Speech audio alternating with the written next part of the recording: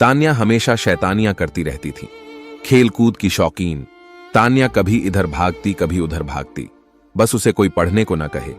अगर किसी ने पढ़ने को कह दिया तो मानो उसकी जान ही मांग ली हो। उसे पढ़ना बिल्कुल भी अच्छा नहीं लगता था। तान्या चाहती थी कि वह हमेशा खेलती कूदती रहे और उसकी मां उसे रोज शाम को पढ़ने के लिए बिठा देती थी। एक दिन तान्या अपना सबसे पसंदीदा खेल खेल रही थी। जैसे ही उसकी मां ने उसे पढ़ने को कहा, वह बहुत ज्यादा गुस्सा हो गई। उसने सोचा कि अगर वह घर की सारी किताबें जला दें तो उसकी प्रॉब्लम हमेशा के लिए खत्म हो जाएगी। अगले दिन जब उसकी मां घर पर नहीं थी, तान्या ने सारी किताबों में आग लगा दी। उस आग में एक लाल किताब भी थी। जैसे ही वह किताब जली, बिजली जोर जोर से गड़गड़ाने लगी, तेज हवाएं चलने लगी और अचानक से एक लपट बाहर निकली जो धीरे धीरे एक औरत का रूप लेने लगी। तान्या उसे देखकर बहुत ज्यादा डर गई। तभी अचानक वहां पर उसकी मां आ गई और तान्या को एक थप्पड़ लगा दिया और तान्या की मां तुरंत उसे पूजा वाले कमरे में ले गई। मां ने तान्या को बताया कि जब वह लोग इस घर में आए थे तब कुछ लोग कहते थे कि इस घर में एक चुड़ैल का साया है, तो उन लोगों ने एक बड़े पुजारी को बुलाकर इस घर की पूजा कराई और उस पुजारी ने अपनी शक्ति से उस चुड़ैल के साया को इस किताब के अंदर कैद कर दिया और बोला कि कभी भी इस किताब को कोई हाथ न लगाए और अगर गलती से किसी ने इसे आग में डाल दिया तो यह चुड़ैल वापस आजाद हो जाएगी।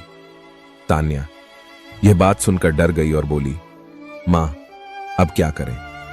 तब मां ने बोला, पुजारी जी ने उन्हें एक पवित्र जल दिया था कि अगर यह चुड़ैल कभी गलती से बाहर आ भी जाए तो इस जल को छिड़क कर उस चुड़ैल को फिर से कैद किया जा सकता है। पर अब मुश्किल यह थी कि यह जल छिड़का कैसे जाए, क्योंकि वह चुड़ैल काफी गुस्से में थी, क्योंकि उसे इतने लंबे समय तक के लिए इस किताब में बंद कर दिया था।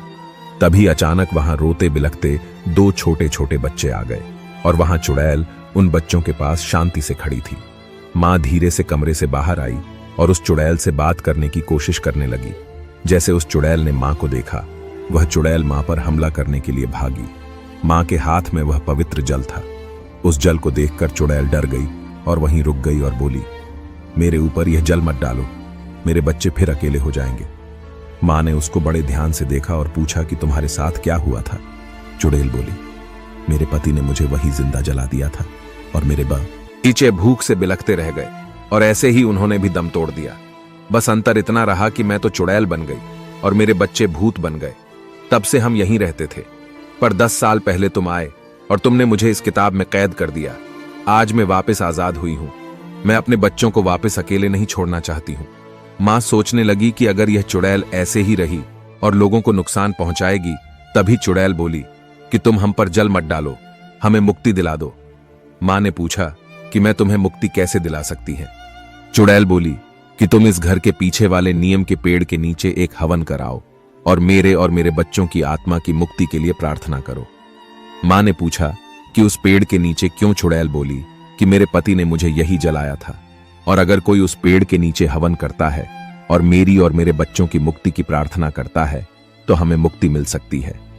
अगले दिन तान्या की मां ने वहां पर एक छोटा सा हवन कराया, जिसने उन लोगों ने उस चुड़ैल और उसके बच्चों की मुक्ति के लिए प्रार्थना करें। इससे उस चुड़ैल और उसके बच्चों को मुक्ति मिल गई और वह हमेशा के लिए वहां से चले गए। और तान्या को भी यह बात समझ आ गई कि हमें ऐसे सारी किताबें नहीं जलानी चाहिए और हमें पढ़ना भी चाहिए, जिससे हम अच्छे और समझदार इंसान बन सके। कोई इंसान जन्म से बुरा नहीं होता, हालात उसे बुरा बना देते हैं। उसे अपने आप को सुधारने एक का मौका देना चाहिए।